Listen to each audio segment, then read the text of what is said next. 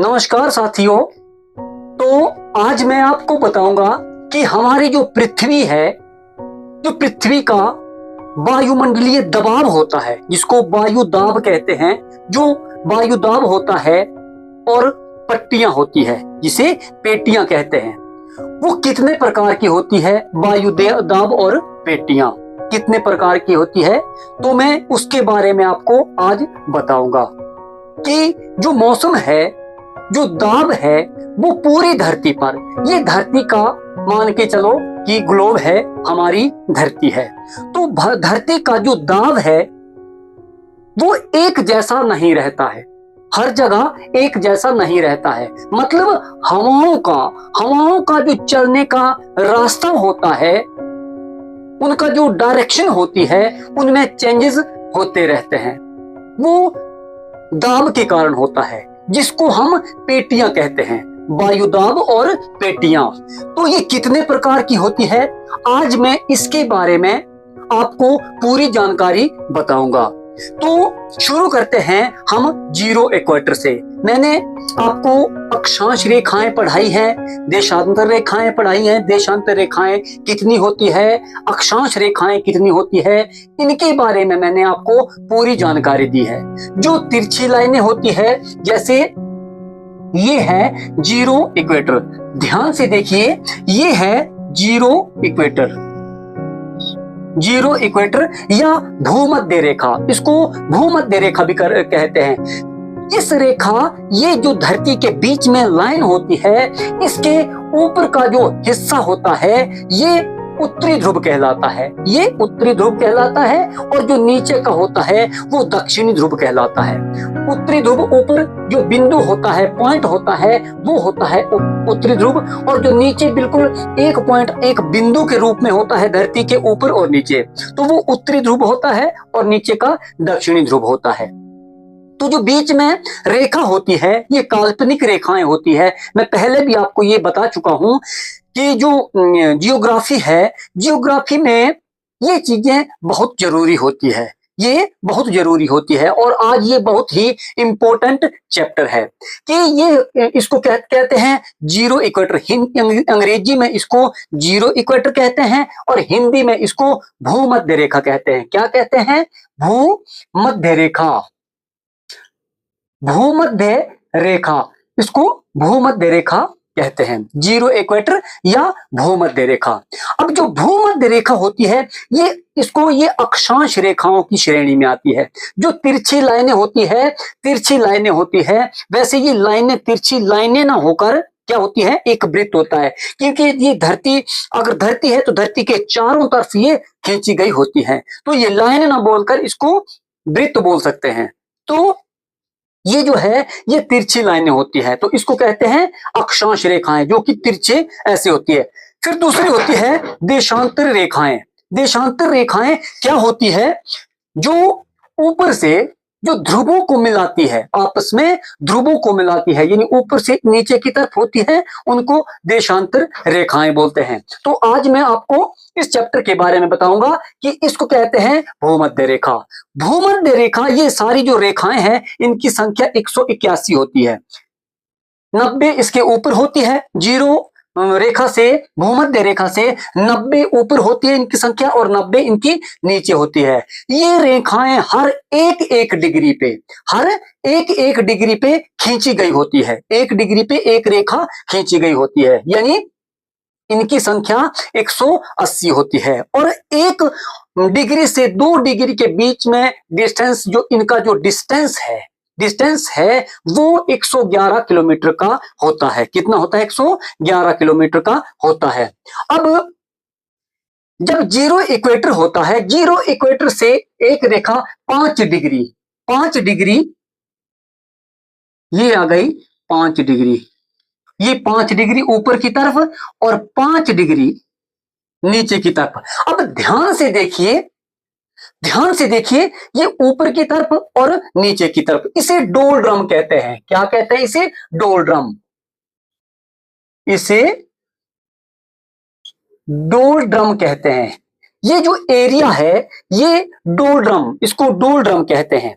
कारण क्या है कि जो धरती होती है, आपको पता है, तो ये जो भूमध्य रेखा है, भूमध्य से रेखा से 5 डिग्री ऊपर और 5 डिग्री नीचे, इस जगह पर जो है तापमान जो है वो ज्यादा रहता है, गर्मी ज्यादा रहती है। सबसे ज्यादा गर्मी धरती पर अगर सबसे ज्यादा गर्मी पड़ती है तो जीरो इक्वेटर पर पड़ती है, जिसे हम डोलड्रम के नाम से जानते हैं। जियोग्राफी की भाषा में उसे डोलड्रम कहते हैं। तो इस एरिया में बहुत ज्यादा सबसे भीषण गर्मी पड़ती है। इस एरिया में सबसे भीषण गर्मी पड़ती है, भीषण गर्मी पड़ती है। तो ये जो एरिया है, ये जो एरिया है, ये एरिया डोलड्रम का, इसको डोलड्रम कहते हैं।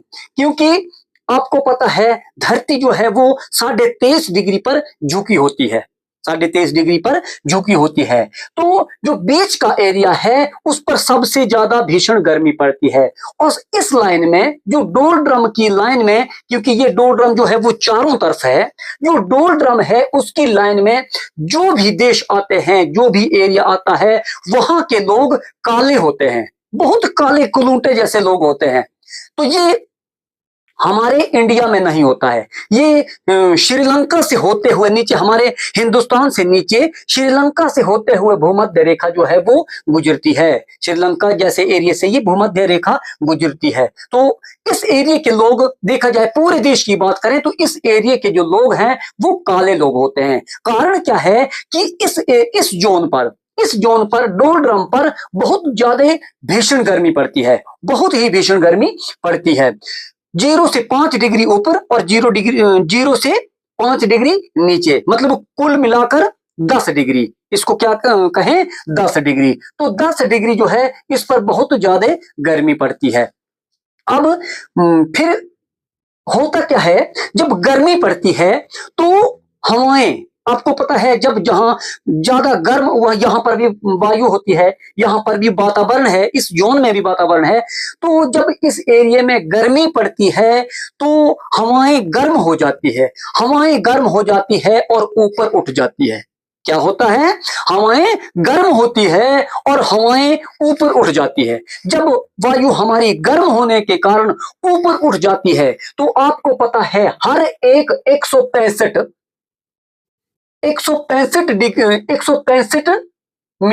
मीटर, 165 मीटर पर 1 डिग्री तापमान में गिरावट होती है। जैसे ही हवाएं ऊपर उठती है, डोलड्रम से गर्म होने के कारण, डोलड्रम में ज्यादा गर्मी पड़ती है और हवाएं गर्म हो जाती है और ऊपर उड़ जाती है। जब ऊपर उड़ती है तो आपको पता है 165 डिग्री पर हाइट पर जाने पर वातावरण में 1 डिग्री टेम्परेचर में गिरावट होती है। तो जैसे ही हवाएं 165 करके ऊपर उठती है, उतने डिग्री उसमें गिरावट हो जाती है।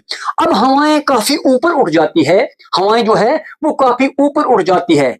तो इसके कारण क्या होता है कि हवाएं वो ठंडी हो जाती है, वो हवाएं ठंडी हो जाती है। जो गर्म हवाएं नीचे से उठी थी, ध्यान से देखना है कि जो हवाएं गर्म होने के कारण ऊपर उठी थी, वो ऊपर वातावरण में ठंडी हो गई। 165 करके 1 डिग्री उसमें गिरावट होती जाती है। तो ऊपर उठने के कारण वो ठंडी हो जाती है। अब जब ठंडी हो जाती है तो वायु क्या हो जाती है, भारी हो जाती है। आपको पता है कि वायु जब ठंडी हो जाती है तो हवा वो भारी हो जाती है और वो फिर गिरना शुरू हो जाती है।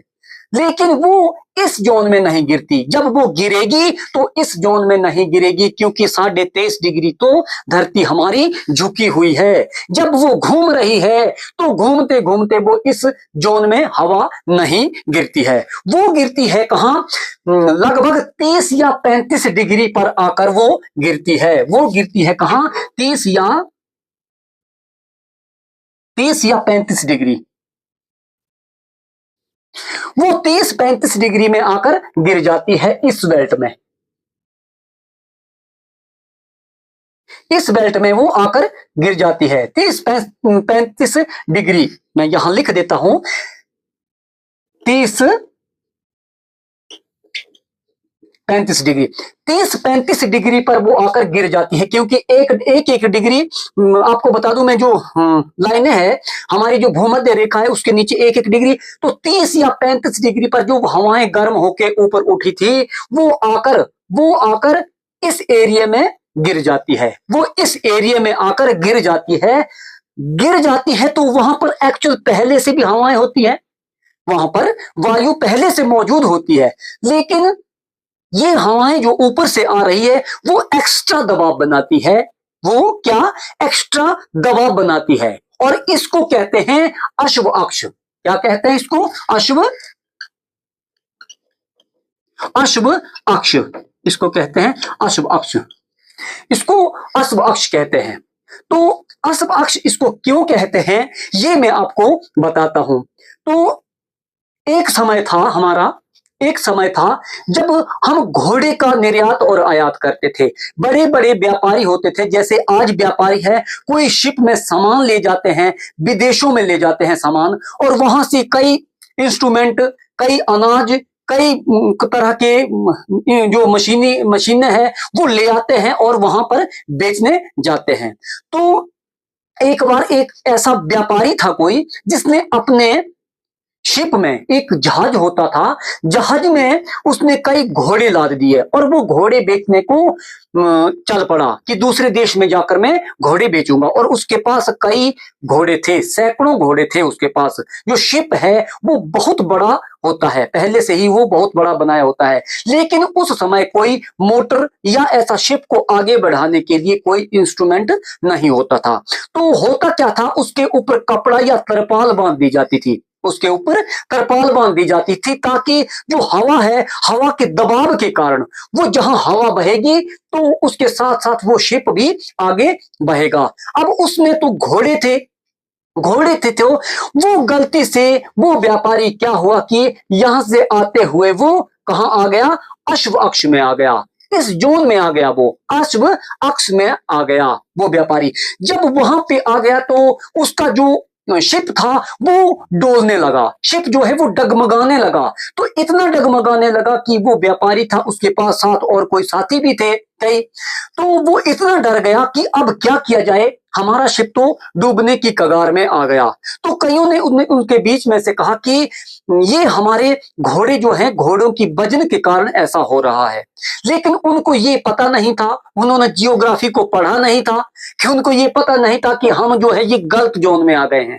तो हवाएं जो ऊपर उठ के भूमध्य रेखा से, ये जो डोल ड्रम है, डोल ड्रम से हवाएं कहां गिरती है? अश्व अक्ष पर। और ये अश्व अक्ष जो 30 और 35 डिग्री के बीच की जो पट्टी होती है वो होता है। तो यहां पर जब पहले से मौजूद हवाएं होती है और ऊपर से और हवाएं गिरती है, तो वहां में जो समुद्र होता है, समुद्र में जो है वो चक्रवात आने शुरू हो जाते हैं, वहां पर बड़ी बड़ी लहरें उठना शुरू हो जाती है। अगर जो एरिया बिना समुद्र के एरिया है, कुछ एरिया समुद्र के बिना भी है, तो वहां पर तूफान आते हैं, इस एरिया में ज्यादा तूफान आते हैं।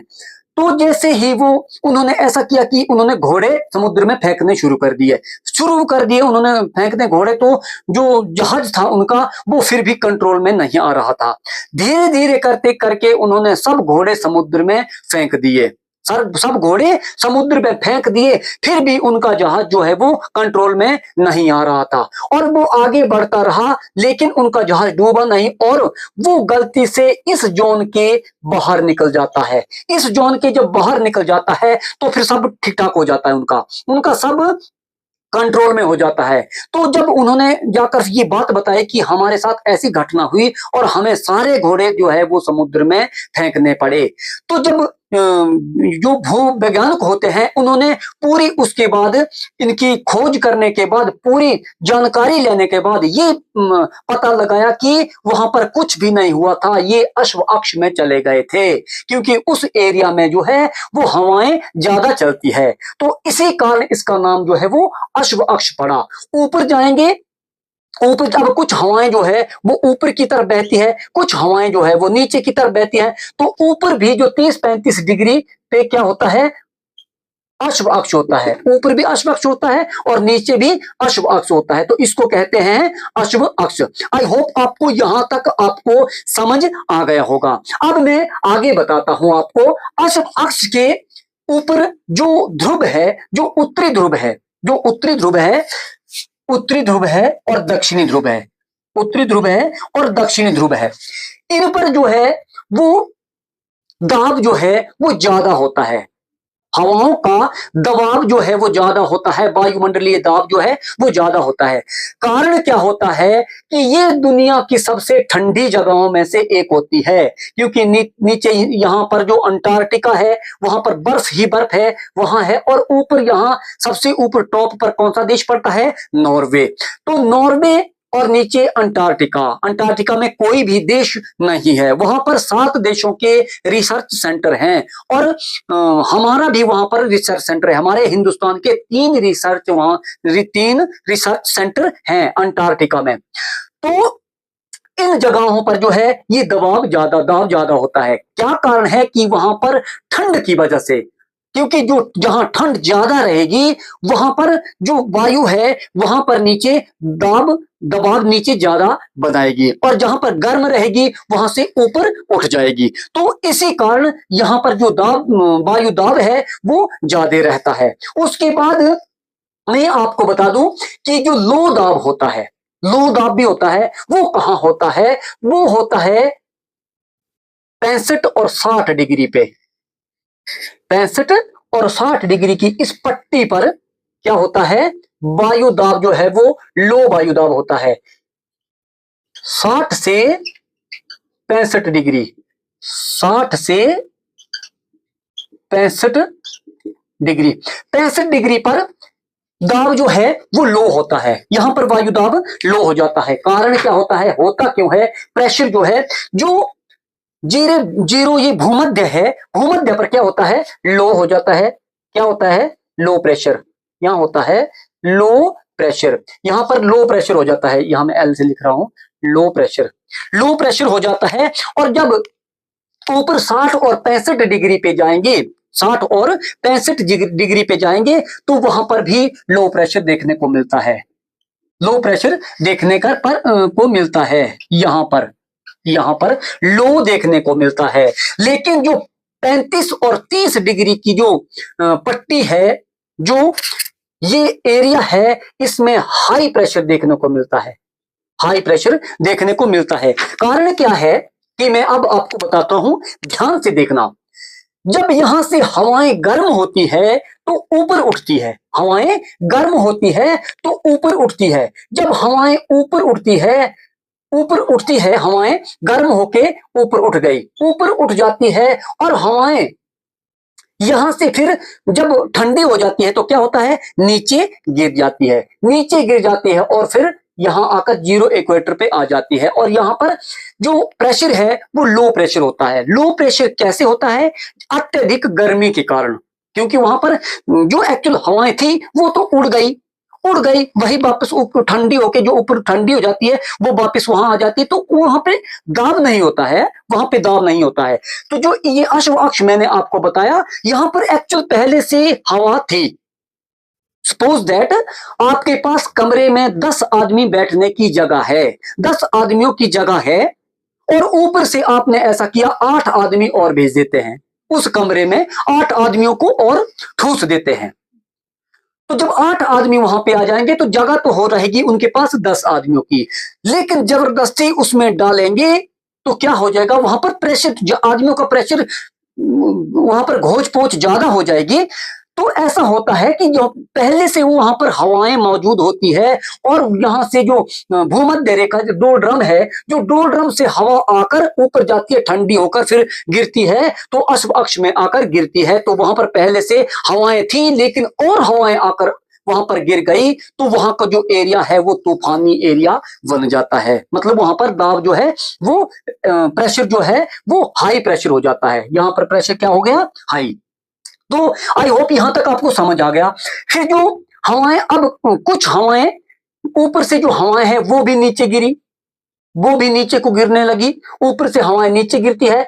और जो 30-35 डिग्री से जो हवाएं यहां से भी फिर ऊपर उठती हवाएं, तो यहां से अब जैसे ऊपर को, यहां भी ऊपर चली गई हवाएं, यहां से ऊपर गई और ऊपर से नीचे को आ गई हवाएं, हवाएं ऊपर से नीचे को आ गई और यहां से ऊपर को, कहीं ना कहीं तो रास्ते में टकराएगी, कहीं ना कहीं तो रास्ते में टकराएगी। और जब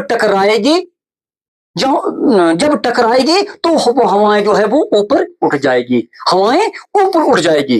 ऊपर उठ जाएगी तो वहां पर जो प्रेशर है वो लो प्रेशर हो जाता है। वहां पर प्रेशर क्या हो जाता है? लो प्रेशर, क्योंकि हवाओं के साथ हवाएं जो है वो टकरा के ऊपर उड़ जाती है और नीचे जमीन पर या समुद्र में जो प्रेशर था वो लो प्रेशर हो जाता है।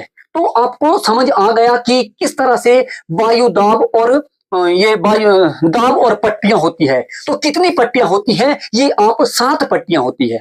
वायु दाब की जो 7 पेटियां होती, कितनी पेटियां होती है? 7 होती है। एक आ गया जो डोल ड्रम का एरिया है, डोल ड्रम एक आ गया।